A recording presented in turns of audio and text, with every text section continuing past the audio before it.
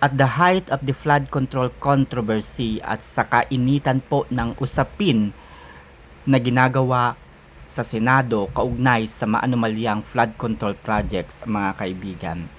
Sino sa tingin ninyo ang Senate President na nagpakita ng pagiging objective pagdating po sa pagdinig na ito? Balikan natin ang mga naging estratehiya ni dating Senate President Chis Escudero. Okay? So, every time po na magkakaroon ng investigasyon ang Senado, every time na kinakailangan po nilang mag-decide sa isang issue na kanilang tinatalakay, ang diskarte po na aking napansin kay Senator Chis Escudero is that he let the senators to do what we call privilege speech. So nagkakaroon ng privilege speech, nagtatanong ang mga kapwa senador, and at the end of these deliberations, mga kaibigan, nagkakaroon ng botohan. Kung kaninong opinion nga ba ang pakikinggan at susundin, mga kaibigan. Ganyan po ang diskarte ni Senate President Chis Escudero. Hinahayaan po niya ang lahat ng mga senador na makipag-participate sa isang usapin, no? At saka po sila magdedesisyon kaninong opinion, pananaw at punto ang papanigan ng nakararami. Okay? So nakita po natin yan during the impeachment of the Vice President Sara Duterte. At muli, nakita rin natin ito ngayong pagkatapos ng eleksyon dahil pinakinggan po, no, ni Senator Chis Escudero ang panig ng bawat iniimbitahang mga resource person. Kagaya nga po noong humarap po sa Senado ang mga diskaya sa pamamagitan ni Senator Rodante Marcoleta. Okay? So, napalitan po ang Senate President at si Tito Soto po ang pumalit. Inimbitahan po ng Kamara ang testigo ng Senado na si Bryce Hernandez.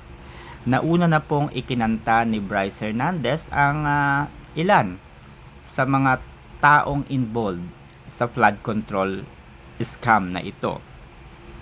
Subalit nang maimbitahan po si Bryce Hernandez sa Kamara, ay nagturo ito at nagbanggit ng ilan sa mga senador na involved di umano sa flood control project. Dahil dito ay inirequest, no, ng House Speaker o ng Kamara na sa halip na ibalik sa Senado itong si Bryce Hernandez, ito ay dinala sa Pasay City Jail. Nagulat ang maraming Pilipino. Nagulat ang mga senador bakit hindi ibinigay at ibinalik si Bryce Hernandez.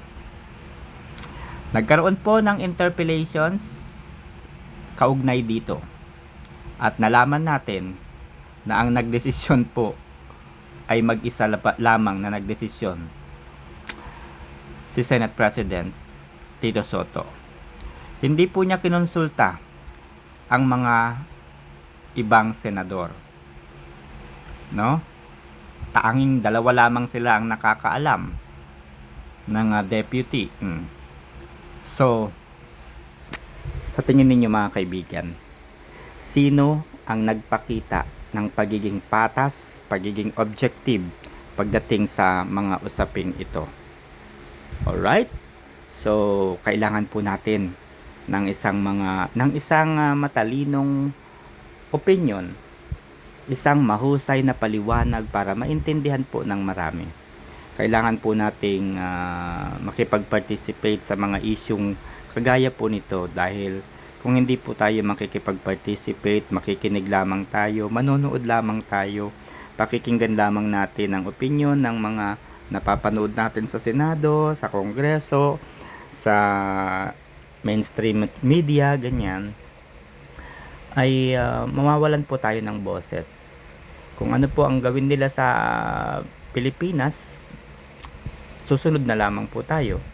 Ganun po ang mangyayari kung hindi tayo magsasalita. So, kaya mga kaibigan, ano po sa tingin ninyo? Makatutulong po ang inyong opinion para mas makapili po tayo ng karapat-dapat na magiging Senate President upang itong mga sarswela tungkol sa flood control na ito ay malutas kaagad.